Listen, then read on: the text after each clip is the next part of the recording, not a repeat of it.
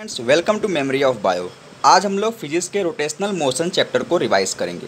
Video को देखने से पहले आपको पता होना चाहिए कि इस वीडियो में आपको क्या मिलेगा या आपको क्या एक्सपेक्ट करना चाहिए इस वीडियो से। देखिए, इस वीडियो में केवल रिवीजन वीडियो है। ये केवल इस वीडियो को देखने से आपके क्वेश्चन सही नहीं होंगे। अगर आप पहले से पढ़ चुके हैं, क्वेश्चन सॉल्व कर चुके हैं, तो आप लास्ट टाइम पे यहाँ से रिवाइज कर सकते हैं। इस वीडियो को देखने के बाद आपका रिवीजन भी हो जाएगा, आपको पता भी चल जाएगा कौन सा टॉपिक इसमें वीक है आपका चैप्टर में, जिसको आप फिर से क्वेश्चन प्रैक्टिस कर लें। तो ये बस एक आपको टाइम बचाने के लिए, यूटिलाइज़ करने के लिए कि आप पूरा चैप्टर फिर से ना पढ़ें, बस जो जो चीज़ें आपकी कम वीक है या जो याद नहीं हो रही है, याद नहीं है आपको, उसको बस रिवाइज़ कर ले। इसलिए वीडियो आपको हेल्प करेगा। सो हम स्टार्ट करते हैं वीडियो को।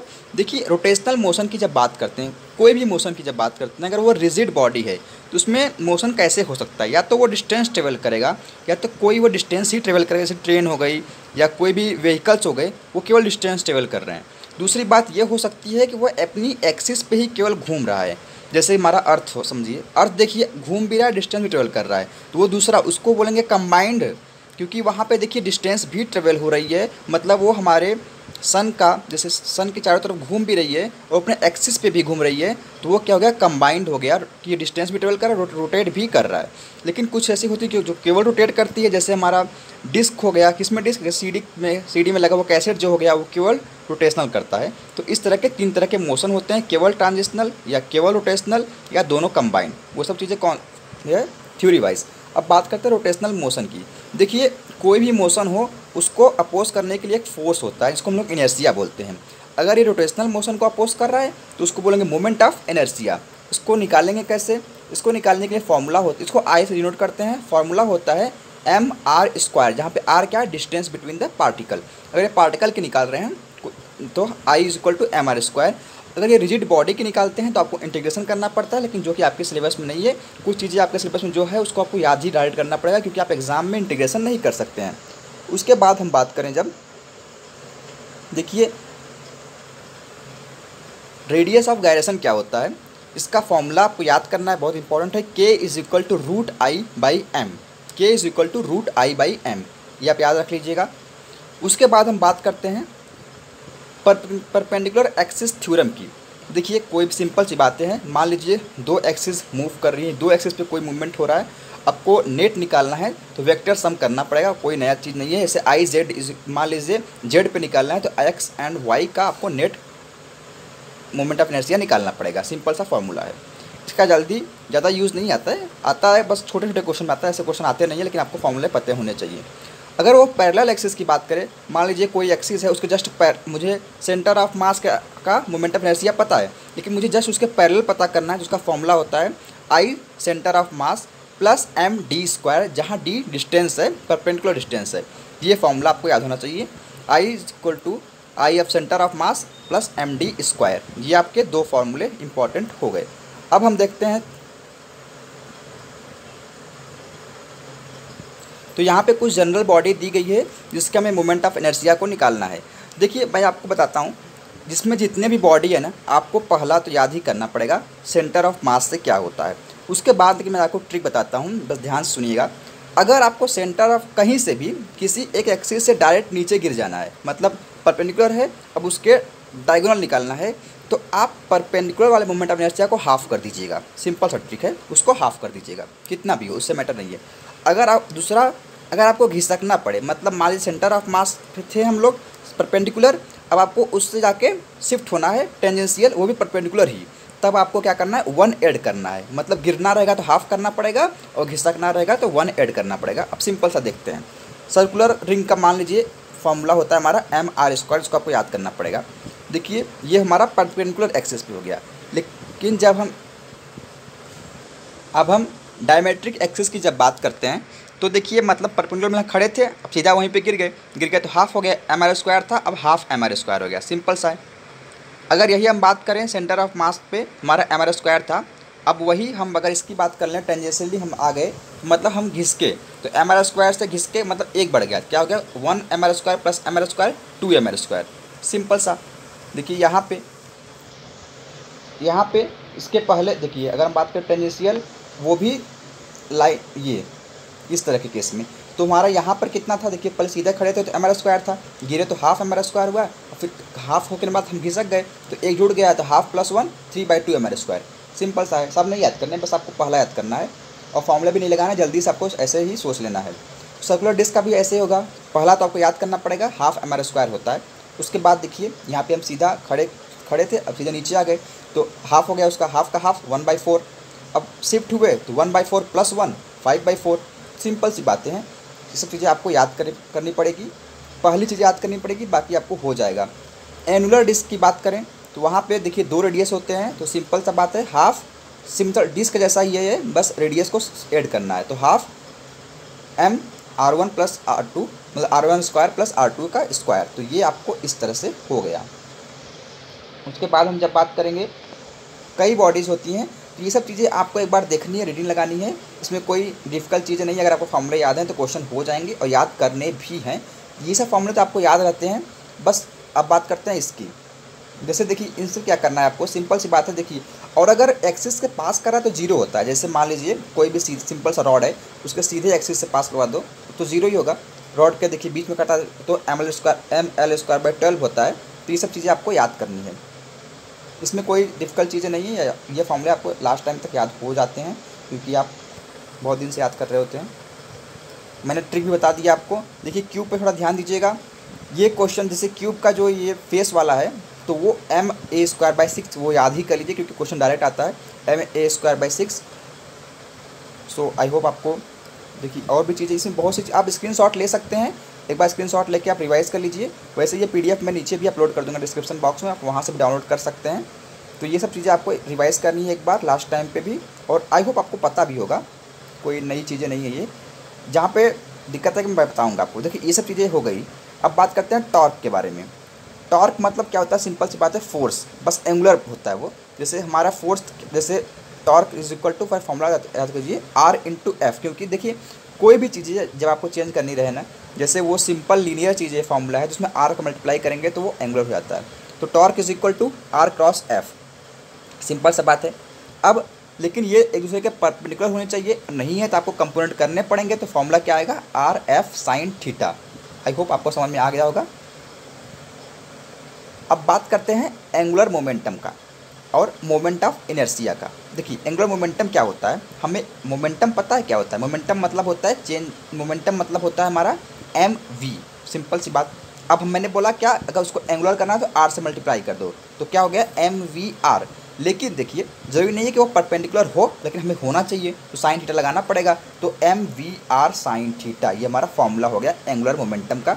और उस भाषा में बात करें तो R×P, डायरेक्शन आपको निकालने आता है राइट हैंड थंब रूल से R×P का, आई होप निकाल लेंगे। उसके बाद हम बात करते हैं, थोड़ा फास्ट चला रिवीजन वीडियो है, आपको जल्दी से कुछ रिवाइज हो जाएगा। देखिए जब हम टॉर्क की बात करते हैं, सिंपल सी बात है, फोर्स की बात करते हैं तो फोर्स क्या होता है, change in momentum per unit time. Simple सी बात है, टॉर्क क्या होगा, change in angular momentum per unit time. इसको हम लोग ये भी लिख सकते हैं, देखिए dl/dt था तो उसको हम लोग जैसे टॉर्क को I और एंगुलर मोमेंटम उससे एंगुलर एक्सेलेरेशन से मल्टीप्लाई कर, मतलब I अल्फ़ा कर सकते हैं, सिंपल सी बातें हैं। अब कंजर्वेशन ऑफ एंगुलर मोमेंटम देखते हैं, थोड़ा ध्यान से देखिएगा, कॉन्सेप्चुअल चीज़ें हैं। एंगुलर मोमेंटम क्या होता है, मतलब कंजर्वेशन ऑफ एंगुलर मोमेंटम समझते हैं। अब जब तक हम बाहर से कोई फोर्स नहीं लगाएंगे एंगुलर मोमेंटम में कोई चेंजेस नहीं आएंगे। एंगुलर मोमेंटम होता क्या है, सिंपल समझिए ऐसे, चेंज इन मोमेंटम। अगर देखिए चेंज इन जो टॉर्क है मतलब फोर्स है वो क्या होता है, change in momentum per unit time. अगर चेंज इन मोमेंटम ही जीरो है तो टॉर्क भी जीरो होगा, सिंपल से समझ सकते हैं, टॉर्क जीरो होगा, चेंज इन मोमेंटम भी जीरो होगा, सिंपल सी बात है। अगर टॉर्क जीरो है तो एंगुलर मोमेंटम कांस्टेंट रहेगा, मतलब जो एल इनिशियल है वो एल फाइनल भी होगा। एल मतलब मोमेंटम, फॉर्मूला क्या होगा I ओमेगा, तो I omega 1 = I omega final, ये भी चीज़ें हो सकती हैं। तो आई होप आपको समझ में आ रहा होगा, थोड़ा फास्ट है मुझे पता है, बट रिवीजन वीडियो है, आप फीडबैक दीजिएगा, उस हिसाब से बदल जाएंगी अगर चीज़ें ज़्यादा फास्ट हो रही हैं तो। देखिए एक दो केसेस यहाँ पे हैं, examples of conservation of angular momentum.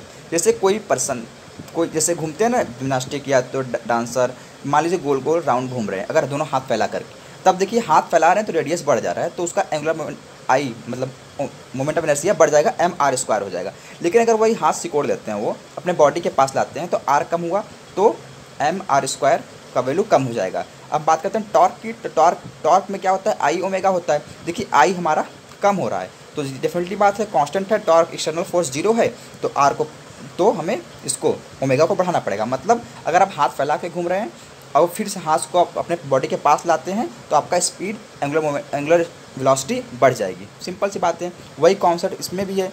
देखिए ये तो क्वेश्चन कोई भी फ्रेम कर सकता है, कैसा भी, जरूरी नहीं कि ये गोल ऐसे ही घूम रहा हो, जिस तरह से उसका मन करेगा फ्रेम कर देगा, बस आपको कॉन्सेप्ट समझ में आना चाहिए।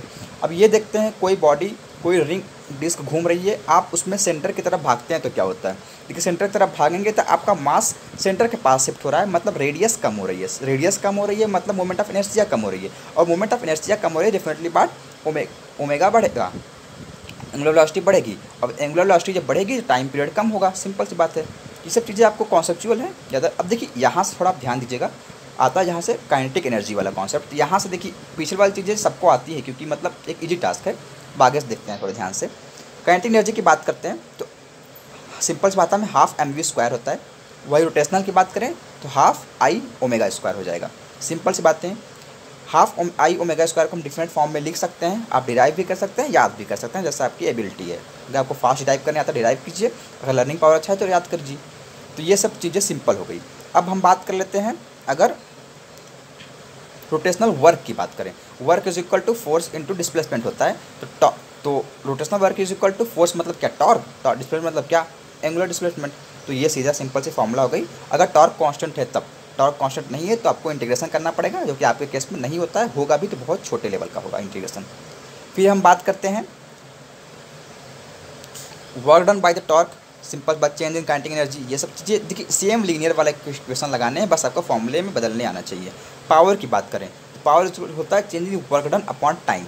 Change in work done upon time, work done क्या होता है, वर्क डन मतलब होता है हमारा फोर्स इंटू डिस्प्लेसमेंट, मतलब टॉर्क इंटू एंगुलर डिस्प्लेसमेंट। तो टॉर्क तो कांस्टेंट है, तो torque into D theta by D T, ये आपका फॉर्मूला हो गया इंस्टेंटेनियस पावर। इसको याद कर लीजिएगा। दूसरा फॉर्मूला जो इंपॉर्टेंट है, टॉर्क इंटू ओमेगा, क्योंकि change in angular momentum upon time torque into omega होता है। तो ये चीज़ें आपको याद होनी चाहिए, काफ़ी इंपॉर्टेंट है ये। एंगुलर पावर की बात करें, मतलब सॉरी एवरेज पावर की बात करें तो एवरेज पावर में तो इंटीग्रेशन होगा नहीं, simple cheese change in work done upon time, तो आप आराम से निकाल सकते हैं। सो आई होप आपको समझ में आ रहा होगा। फिर हम बात करते हैं मोशन की, जो मैंने स्टार्टिंग में डिस्कस किया था कि क्या होता है प्योर। देखिए पता है आपको प्योर रोलिंग क्या होगा, प्योर ट्रांजिशनल क्या होगा, कंबाइंड क्या होगा, लेकिन उसमें आप जो चीज़ कॉन्सेप्चुअल जहाँ से क्वेश्चन आ सकते हैं उसको हम लोग डिस्कस करते हैं एक बार। देखिए ये अगर देखिए अभी मैंने बोला प्योर रोलिंग मतलब वहीं घूम रहा है, लेकिन अगर आपकी भाषा में बात, मतलब मैं फिजिक्स की भाषा में बात करें तो घूम रहा है का मतलब क्या, डिस्टेंस ट्रेवल नहीं कर रहा है। तो जिस पॉइंट पे, जिस सरफेस पे है, मतलब सरफेस और उसकी वेलोसिटी दोनों की सेम है, तो क्या बोल सकते हैं, एक दूसरे के रिस्पेक्ट में जीरो है। इतना पता होना चाहिए कि जो पार्टिकल होते हैं रिजिड बॉडी की और सरफेस की जब वेलोसिटी एक दूसरे के रिस्पेक्ट में जीरो हो, मतलब सेम हो, तब क्या होता है, वहाँ पे केवल रोलिंग हो रहा होता है। अब देखिए अगर रोलिंग भी हो रहा है, रोटेशनल भी हो रहा है और हमको निकालना है उसकी वेलोसिटी, तो कैसे निकालेंगे, सिंपल सी बात है, फॉर्मूला है v इज इक्वल टू सबसे पहले सेंटर ऑफ मास की वेलोसिटी प्लस उस पार्टिकल की वेलोसिटी जिसको आपको निकालनी है। तो देखिए पार्टिकल की वेलोसिटी हो निकालते कैसे हैं, v is equal to omega r, आपको पता है ओमेगा सेंटर ऑफ मास का ही होगा, आर तो रेडियस है जितनी दूरी पे पार्टिकल है। अब डिफरेंट फार्मूला बन सकते हैं, आप चाहें तो सीधा आप निकाल सकते हैं सेंटर ऑफ मास प्लस करके, या आप याद करें फार्मूला, लेकिन याद करना मतलब एक तरह से गलत है, आप सीधा निकाल भी सकते हैं।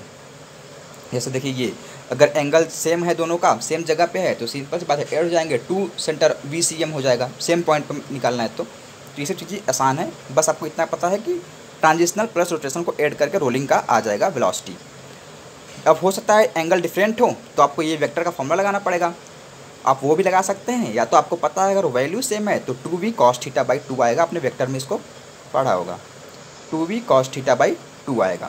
तो ये आपको समझ में आ गया होगा आई होप। उसके बाद हम जब बात करते हैं, थोड़ा यहाँ पे आप देखिएगा, रोलिंग काइनेटिक एनर्जी अंडर, देखिए rolling kinetic energy under the pure rolling. Pure rolling क्या हम सब केस डिस्कस कर लेते हैं। कुछ चीज़ें यहाँ पे नहीं लिखी है, मैं बताता हूँ। सबसे पहले अगर सिंपल बॉडी ट्रांजिशनल है, हमको पता है ImV² है, सॉरी हाफ mv² है, कोई दिक्कत नहीं काइनेटिक एनर्जी। अगर वही बॉडी रोलिंग कर रही है तो हम कैसे निकालेंगे, रोलिंग मतलब हमें पता है कि सिंपल सी बात हाफ I ओमेगा स्क्वायर। क्यों भाई, अरे मतलब रोटेशनल पार्ट है तो आई मास की जगह आई रखेंगे, वी की जगह ओमेगा रखेंगे, सिंपल सी बात है, हाफ आई ओमेगा स्क्वायर। अब आई को हम लोग देखिए हमें पता है आई को हम लोग क्या कर सकते हैं, एम के स्क्वायर ले सकते हैं, क्योंकि हमें पता था k is equal to root I by m था। तो आई को हम लोग लिखें एम के स्क्वायर, यहाँ पे देखिए आप, और ओमेगा को v square by r square लिख सकते हैं। तो आपका सॉल्व होकर ऐसे जाएगा कि half I m v square फिर ब्रैकेट में 1 plus k square by r square. मतलब देखिए जो सिंपल सा मोशन था, लीनियर मोशन था, उसका भी kinetic energy half m v square था, और जो प्योर रोलिंग है उसका half m v square into 1 plus k square by r square है। तो मतलब half m v square constant है। तो अगर रेशियो निकालें तो 1:1 plus k square by r square, ये आएगा किसका, ट्रांजिशनल का। और ये पूरी तरह से रोलिंग मतलब मिक्स हो गया, दोनों पार्टिकल की हो रही है। अगर सिंपल सी बात करें, मतलब देखिए समझ में आ रहा है आपको ना, कि अगर हम प्योर ट्रांजिशनल की बात करें तो हाफ एम वी स्क्वायर होता है। अगर वही हम किसी में केवल रोलिंग की बात करें तो हमारा होगा half m v square into k square plus r square, k square upon r square. और अगर हम बात करें मिक्स की तो हो जाएगा half m v square into 1 plus k square by r square. मतलब रेशियो आएगी 1:1 k square plus r square is to 1 plus, यहाँ पे आप देख लीजिए, स्क्रीनशॉट भी ले लीजिए, काफ़ी इंपॉर्टेंट चीज़ें हैं यहाँ पे। अब देखिए अगर रेशियो से ही क्वेश्चन सॉल्व करना है, मतलब क्वेश्चन के ऑप्शन ऐसे है, क्वेश्चन सॉल्व आपको वैल्यू नहीं निकालनी, बस रेशियो निकालना है, तो आप इतना समझ सकते हैं कि जो के स्क्वायर बाई आर स्क्वायर है, हमने अभी मोमेंट ऑफ इनर्शिया का वैल्यू याद की थी रिंग के लिए, डिस्क के लिए, हर बॉडी के लिए। तो देखिए K is equal to M, K is equal to हमें पता है root I by M, K square is equal to I by M आ जाएगा। तो मतलब आई बाई एम स्क्वायर आ रहा है। तो एम स्क्वायर तो हर जगह कांस्टेंट था हमारे फॉर्मूला में जब हम याद कर रहे थे पहले। तो मतलब जो न्यूमेरिकल वैल्यू थी वही रेशियो हो जाएगा, सिंपल। देखिए यहाँ पे आप देख सकते हैं, जैसे मान लीजिए हम बात करते हैं रिंग की, तो रिंग की k square by r square value क्या होगी, जो न्यूमेरिकल वैल्यू रिंग की थी क्या थी, 1 एम आर स्क्वायर था ना, तो 1 हो गया। डिस्क की क्या थी, हाफ एम आर स्क्वायर, तो हाफ हो गया। सॉलिड स्फीयर की क्या थी, 2/5 एम आर स्क्वायर, तो वो हो गया। सिंपल सी बातें हैं। तो इससे आप सॉल्व करके रेशियो निकाल सकते हैं। अगर आपको लग रहा है आपको समझ नहीं आ रहा है तो देखिए फॉर्मूले तो यही है, मतलब आपके क्वेश्चन प्रैक्टिस में कमी है, तो आप 2-4 क्वेश्चन कर लीजिए, अपने आप आपको कॉन्सेप्ट समझ में आ जाएंगे। उसके बाद एक इम्पॉर्टेंट टॉपिक आता है, एक मिनट,